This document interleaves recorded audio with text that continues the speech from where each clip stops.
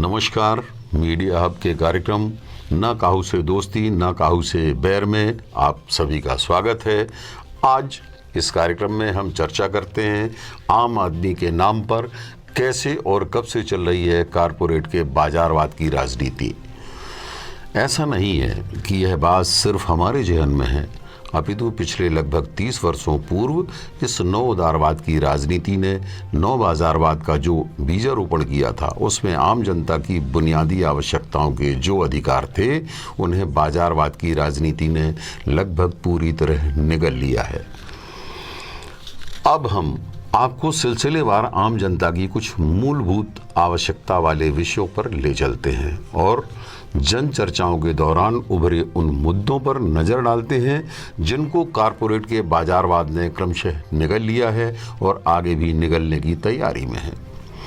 यह सब भारतीय राजनीति में नौ उदारवादी बाजारवाद के चलते ही संभव हुआ है, क्योंकि भारत दुनिया के तमाम देशों की नज़र में उदारवादी बाजार के रूप में सबसे बड़ा चारागाह रहा है, जिसे अपने नकारापन के चलते भारतीय राजनीति ने खुद विकसित कर दुनिया को चरने के लिए आमंत्रित किया था। यहाँ यह स्पष्ट कर देना आवश्यक है कि भारतीय राजनीति में आम जनता की उन बुनियादी आवश्यकताओं की पूर्ति जो सरकार द्वारा खुद की जानी चाहिए थी, उन ज़रूरतों को भारतीय सरकारों द्वारा खुद पूरा करने की बजाय उसे कारपोरेट बनाम बाजारवाद के हवाले कर दिया गया। अब बात करते हैं हम उन बुनियादी मुद्दों की जो आम आदमी की प्राथमिक ज़रूरतें हैं और जो सरकारों की पहली जिम्मेदारी हैं। इनमें पहला मुद्दा है स्वास्थ्य यानी चिकित्सा व्यवस्था।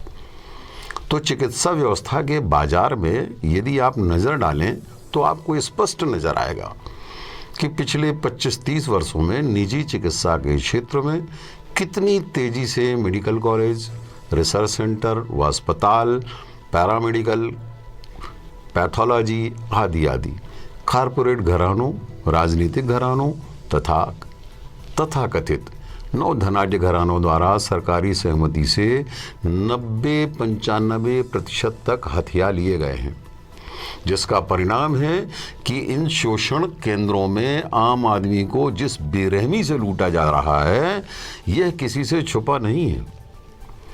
निजी चिकित्सा व्यवस्था के क्षेत्र में सारी मानवीय संवेदनाएं लगभग मर चुकी हैं।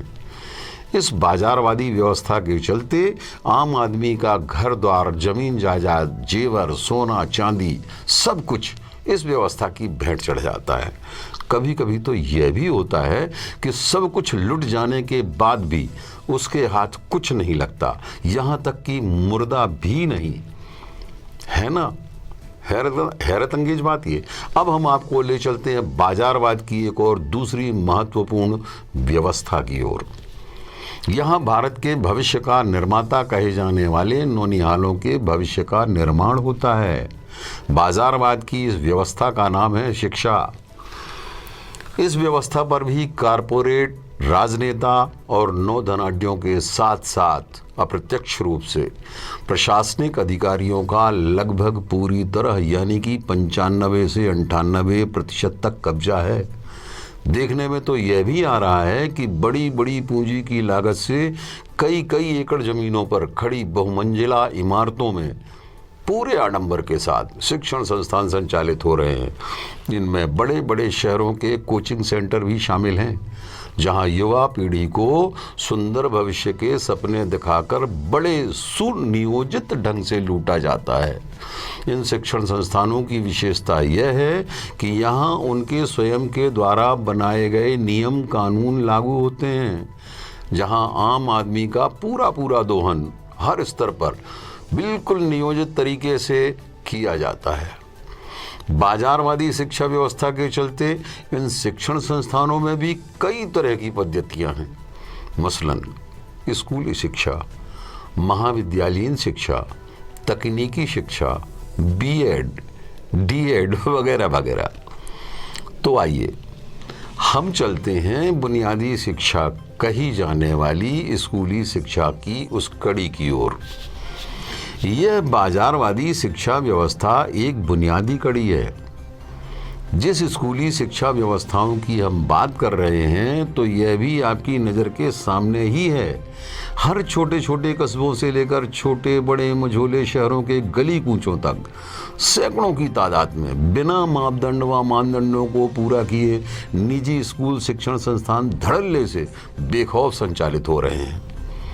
इस बाजारवादी व्यवस्था में मजे की बात तो यह है कि छोटे से लेकर बड़े स्कूलों तक में ली जाने वाली फीस, जिनमें ट्यूशन फीस के साथ साथ अन्य मदों की वह फीस भी पूरी निर्लज्जता के साथ वसूली जाती है, जिनकी उन स्कूलों में कोई व्यवस्था दूर दूर तक नजर नहीं आती, वह भी मनमाने ढंग से वसूली जाती है। हैरत अंगेज बात तो यह है कि ऐसे सभी शिक्षण संस्थानों की अपनी अपनी पाठ्य सामग्री तथा ड्रेस होती है जो हर साल बदलती है, और तो और इन स्कूलों द्वारा यह फरमान तक जारी किया जाता है कि हमारे स्कूल की किताब अमुक दुकान में तथा ड्रेस अमुक दुकान में ही मिलेंगे। कुछ स्कूलों में तो उनकी अपनी व्यवस्थाएं तक होती हैं। इसके बाद अब हम चलते हैं उच्च शिक्षा की ओर। तो उच्च शिक्षा से संबंधित शिक्षण संस्थानों के भी अपने अपने निजी व मनमाने मापदंड तथा मानदंड तय होते हैं, जिनके आधार पर बाजारवादी शिक्षा व्यवस्था संचालित होती है। इनमें सभी उच्च शिक्षा के नाम पर ढिठाई के साथ तबीयत से लूट होती है, जिसकी असलियत से भुक्तभोगी पूरी तरह वाकिफ भी होंगे। आज की बात अब हम यहीं समाप्त करते हुए आपसे वायदा करते हैं कि आम आदमी की बुनियादी ज़रूरतों के अनेक मुद्दों और बाज़ारवाद पर आगे भी हम लगातार चर्चा करते रहेंगे। मसलन देश के छोटे छोटे किसान, छोटे मझोले व्यापारी, छोटे उद्योग, परिवहन व अन्य आम संसाधनों के मुद्दों के साथ वर्तमान मीडिया यानी कि आज की पत्रकारिता पर भी। इसके साथ ही देश की उस बेरोजगार युवा पीढ़ी पर जो आज दर बदर भटकती हुई अबूझ चौराहों पर अपना माथा फोड़ रही है। साथ ही हम आगे चर्चा करेंगे भारतीय राजनीति के बाजारवाद पर भी। इस विषय पर भी हमारी जरे होगी कि आखिर भारतीय राजनीति का बाजारवाद क्या है और किसके चलते हम किस दिशा की ओर लगातार पलायन कर रहे हैं। अंत में हम आपसे यह भी वायदा करते हैं कि आम आदमी की वह राजनीति जिसमें जनता के लिए जनता की सरकार जनता से ही कैसे और कब सुलह करेगी, जनता इस बाजारवाद के संकट से कैसे और कब तक उबर सकती है। अंत में आपके सुझावों के साथ ही हम फिर आपके सामने हाजिर होंगे अपने कार्यक्रम ना काहू से दोस्ती ना काहू से बैर के साथ एक नए मुद्दे को लेकर। तब तक के लिए नमस्कार, धन्यवाद।